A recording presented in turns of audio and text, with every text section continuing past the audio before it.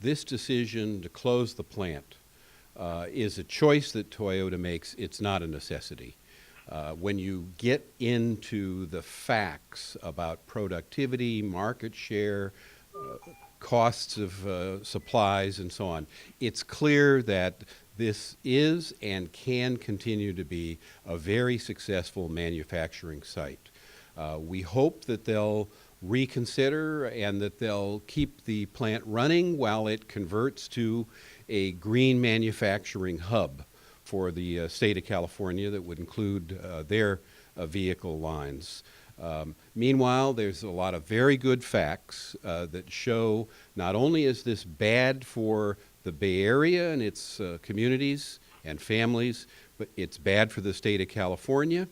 It's bad for the United States to add a couple of $1 billion to our trade deficit each year because of the shutdown of this facility, which means more parts and more vehicles are going to be imported from other countries, principally from Japan.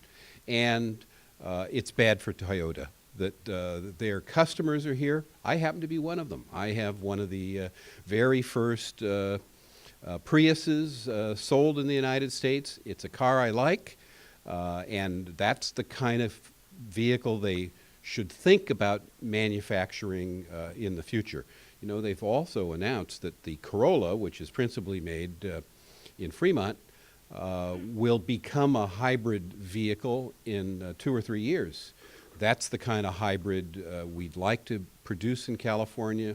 It's a market that's friendly to environmental vehicles, and I hope that they'll reconsider their decision. My favorite line in your commentary is, you know, closing NUMMI is a little like the Canadians firing the coach of their hockey team.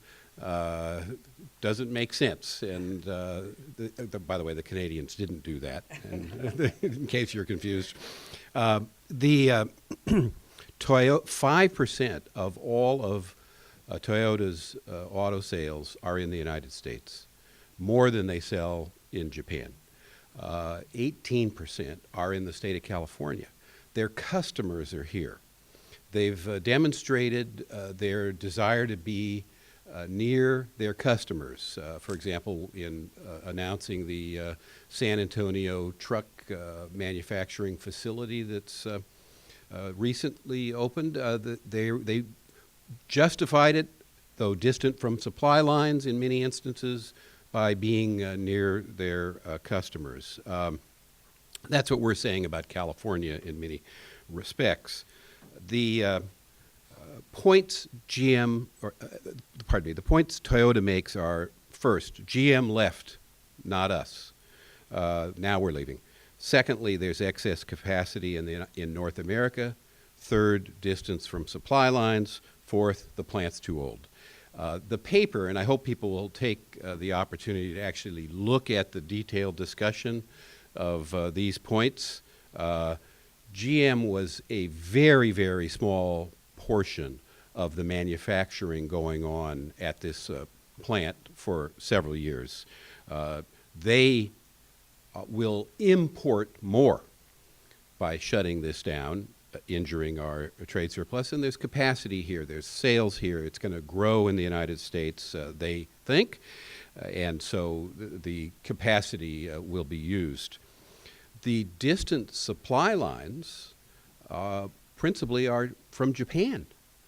35% of their parts and cars are being shipped here from Japan, a lot through the port of Oakland, of course. And that's going to increase. So it doesn't make sense to claim that supply line distance is the cause of this. Many of their other manufacturing facilities are as old, so that doesn't seem to be a convincing claim.